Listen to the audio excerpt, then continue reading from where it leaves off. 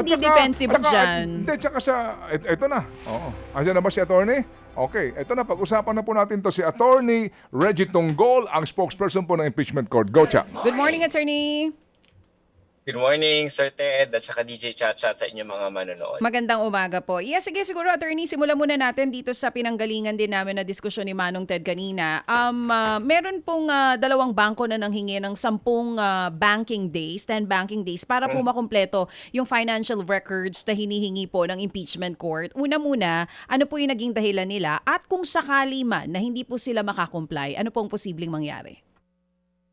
So they tried to comply, no, DJ Chacha, nung July 30, but during the presentation at saka nung pagbibigay na ng mga dokumento, they manifested to the clerk of court na kulang pa yung mga dokumento na kanilang ipapasa nung araw na yun dahil na rin sa hindi daw nila natapos yung pagre-retrieve ng mga dokumento na yun because on two corporations yata, because as you know, medyo mahaba-haba yung timeline nung mga dokumento na hinihingi since 2007.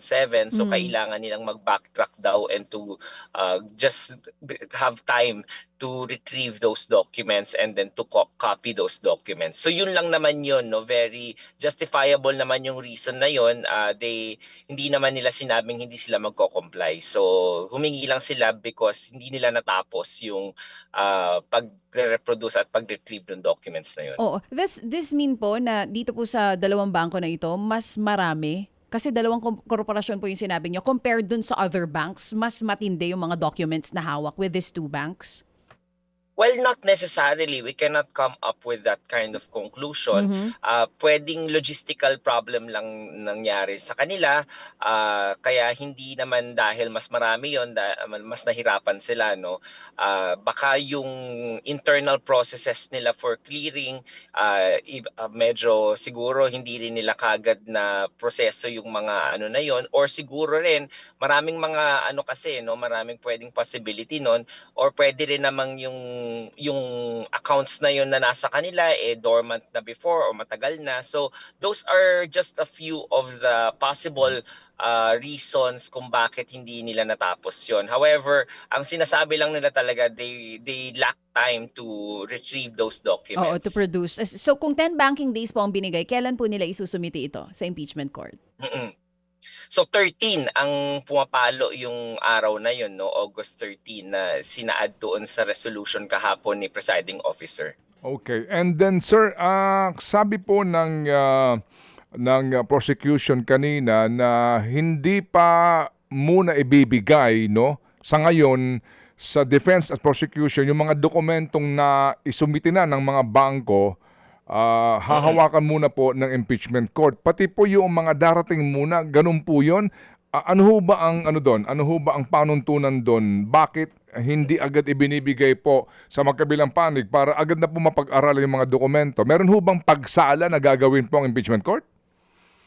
Wala naman po. Tinatapos lang din po ng clerk of court yung thousands of documents na inventory nila. Siyempre po, nagkaroon po ng transfer of custody mula doon sa ating mga subpoenaed entities at agencies. At hinahawakan po nila ngayon yon. So kailangan po nilang i-document isa-isa po yon.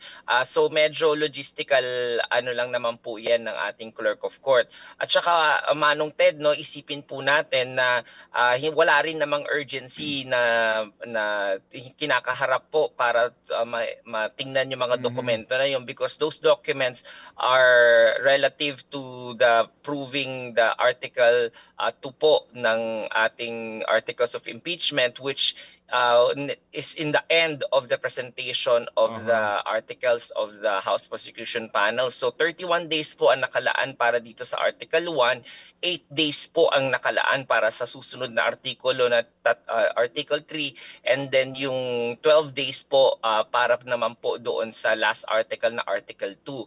So medyo they have more than a month pa po, no? Kung araw-araw natin tong maghihiring tayo, medyo almost 40 days pa po yung pag-uumpisa ng presentasyon ng Article 2. So they have more than enough time po. So siguro po by next week po, pag nakakomply na rin yung bangko, both parties will be given copies already of those documents. And besides, nung July 30 po, present din naman po yung House Prosecution Panel at saka yung Respondents Council when the documents were turned over to the Clerk of Court. Okay, magkakaroon po ng pre-trial muli na kumbaga na meeting itong dalawang panig po para doon sa mga dokumentong ito para mas mabilis na po at hindi na po ito iisa-isahin pa sa court.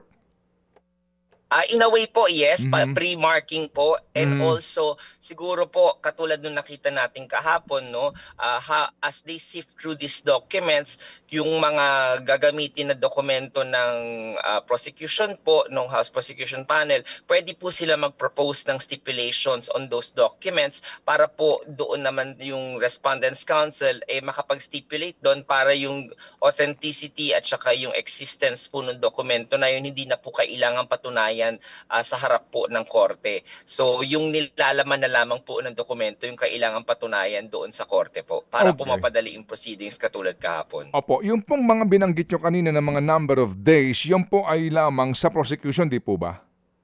Tama po kayo. So bago po mag-umpisa yung Respondents Council, kailangan tapusin po muna yung pagpapresenta ng lahat po ng articles ng prosecution po. So doon po sa defense, again, can you educate us? Ilang araw ang hinihingi po ng defense to present their side on each article? Parang lumalabas po, parang 60 days po ang hinihingi nila. Total na po ito, four articles. Opo. 60 Opo. days ng Monday to Wednesday lamang na hearing. Tama po kayo. 60 hearing days po ito. Kumbaga, aabutin na po ng December nga. At sa plotting po ng ating impeachment court, kung kasama po yun, pati yung mga holidays, etc. po, lalabas po mga February, mga first week of February po, yung ika-90th, yung pagtatapos po nung 90 days po, nung hinihingi ng both prosecution tsaka na defense. February of 2027. Tama po. Wow. Attorney, diyan po sa timeline na iyan, ngayon po ba napag-uusapan na po ba ito ng court? I mean, para mas bumilis pa po ito?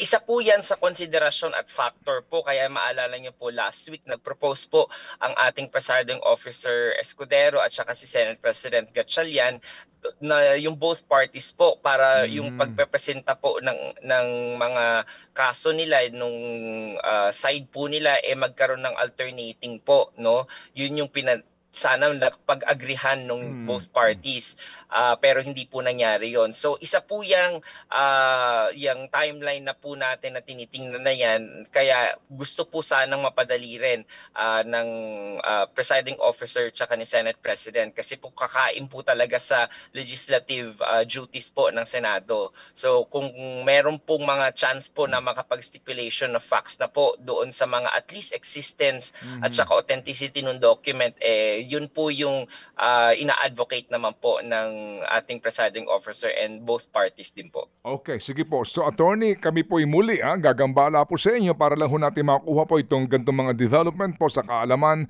ng ating publiko. Attorney Reggie, muli po mabuhay. Salamat po na marami. Maraming salamat rin po sa inyo. Thank you.